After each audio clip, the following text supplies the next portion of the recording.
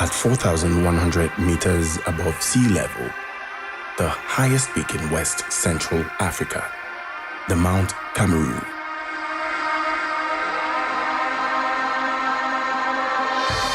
This towering landmass, with a great variety of plants and animal species, stands in a national park of 58,178 hectares. The park spans through 41 villages in Fako and Meme divisions in the southwest region of Cameroon. The mountain is host to one of Africa's most acclaimed athletic events. Participants from all over the world converge once each year for the Mount Cameroon Race of Hope. Thousands of tourists, hikers, lovers of nature as well as researchers visit this national park yearly. A tourist going up the mountain will be amazed at the aesthetic value, the aesthetic scenery. Mount Cameroon has a particular scenery that when you get there, you'll be amazed at the structure. There are animals in Mount Cameroon National Park. People may not know, but Mount Cameroon National Park has elephants in number. There are chimpanzees in the francolin. Francolinus cameroonensis is a bird that is found in the whole world. It's found only in Mount Cameroon National Park. The high potential for tourism in this area has prompted the government of Cameroon to carry out an ambitious endeavor through a German Development Bank-funded project with the Ministry of Forestry and Wildlife for the Southwest region to construct 2 comfortable eco-lodges sites for visitors, one at 2,800 meters altitude at the location of the former Hut 2, resting place for tourists on their way up the summit of the mountain. The second site will be at 2,445 meters altitude at Manspring, west coast of the mountain, on the way down from the summit for tourists wanting to go and visit the crater lakes or on their way to the elephant bush. The aim of the construction of the mountain lodges there up on Mount Cameroon is to provide adequate and comfortable shelter for tourists. Up to now there was nothing. We hope to attract much more tourists, and we want to foster with these 2 lodges, which are quite extensive. Really, we want to give a start of the ecotourism development on Mount Cameroon. The success of this project means development for communities living around the Mount Cameroon National Park, communities which rely primarily on agriculture for subsistence.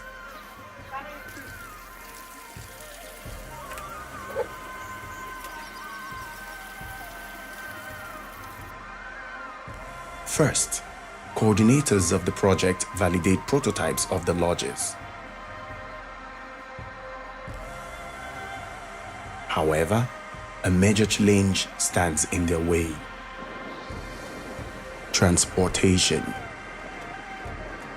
It will be a difficult task to transport all material needed to construct these infrastructure at that altitude. They must combat the harsh winds and pinching cold.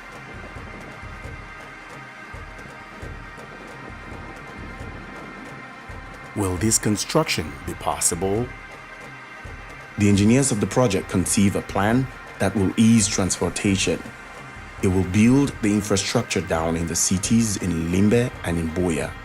After that, they will dismantle and transport the already finished lodges part by part up the mountain. They will only have to assemble them, just like in a jigsaw puzzle. The engineers are precise, meticulous not to produce any single element of the dismantled construction heavier than 20 kilograms. Above 20 kilograms, it might be heavy for porters to carry as head loads. Coordinators recruit porters and builders who will have to work at the high altitude in the stinging low temperatures of the mountain. They will have to fight the numbing cold during construction periods. The bumping and hilly landscape requires constructing powerful pillar beams to carry and level the buildings. The beams must be solid enough to withstand earth tremors from any seismic movements on this active volcanic mountain.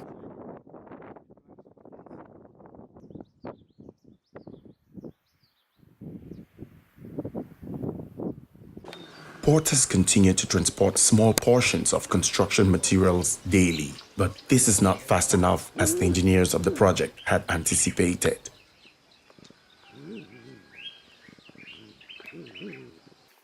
Mwanga has decided to become a porter so that he can make some extra cash to support his family and buy some school needs.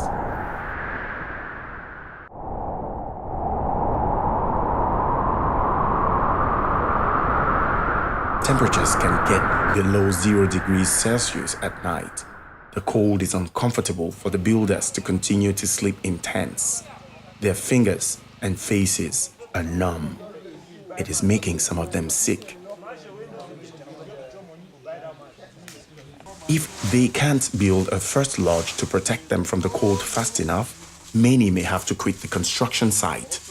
But porters need to transport the material faster up the mountain if they must build a lodge urgently. The porters can't go faster. They have pushed their bodies to their limits. Maybe the engineers had been too optimistic to believe they could take such a challenge at 2,800 meters altitude. Builders may have to desert and go back home. If this happens, the young porter, Mwanga, will not raise money to pay his fees this year. Something must be done. Within the communities, there is a lot of uncertainty and worries if the project stops. It is already a source of development for the people.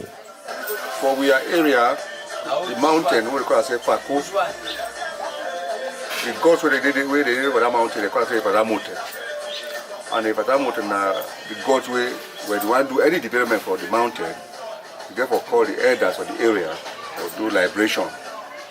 And if the liberation no work, the god go vex. Coordinators of the project consult the elders of the local council. Councillors are mediators between the people and the gods. They must consult the gods. We, the chiefs, went behind the house to pour libation in connection with the Mount Cameroon Park. So we went there to administer this libation so that the gods of the mountain should be with us and should take care for those who are walking there. Even tourists who are going up, they must be looked for. So we, as we went, we have poured the libation and we have called our ancestors to guide the buildings. And whatever is being done in the mountain there, it should be guided by the gods of the mountain. Meanwhile, at the delegation of forestry headquarters in Buea, there may be a solution. Hopes are high. I can insist you, but I wanted to work on their own. But there is an interesting initiative by Génie Le Militaire to start to build a road up in PNT station towards Elf. And we are trying to join them and to extend the road they have started. An agreement is reached. The management of the project will extend the construction of this road right up to Hut 2 and then to Man Spring.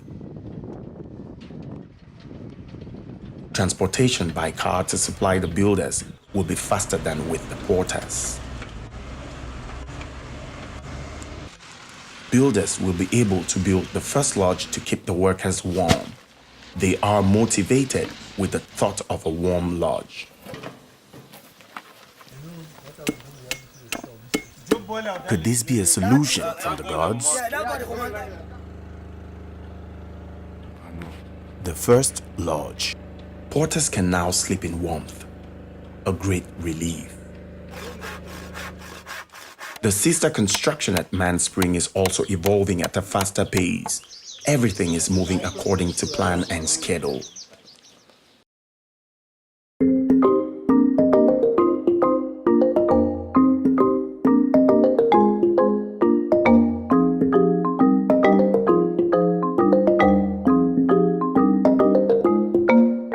It's a new dawn upon the chariots of the gods.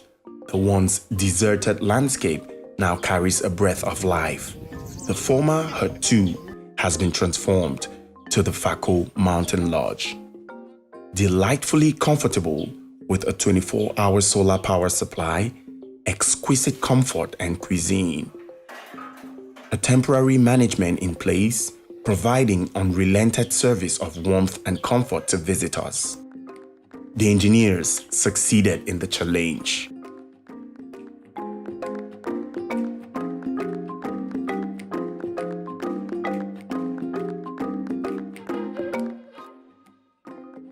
I'm in charge of the rooms, and in the rooms, and here we have 5 rooms. 5 rooms. Each room can contain 5 persons, and also platforms for the tourists. One platform can take, let me say, 2 persons. We can have 25 visitors, tourists per day. Yeah.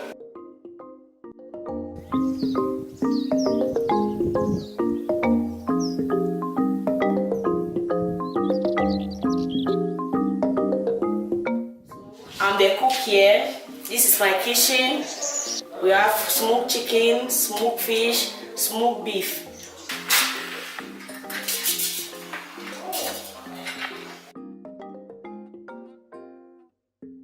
At Man Spring as well.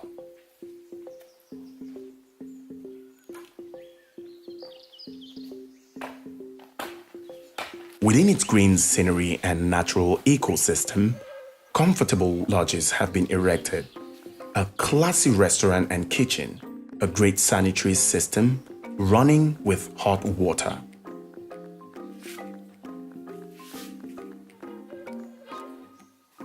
Ici c'est Mount Sprint et puis ce sont des logements pour les touristes étrangers et camerounais bien sûr. Ici à Mount Sprint on a un décor assez parfait, du calme absolu pour ceux qui aiment bien le calme et pour ceux qui veulent s'amuser. C'est préférable de venir 2, 3, 4, 5 ou plus. Il y a assez d'espace pour tout le monde. On a environ 6 cabanes qui peuvent couvrir 5 personnes par cabane et 6 tentes. 6 platforms to pitch tents for tourists wishing a more direct contact with nature within this natural ecosystem.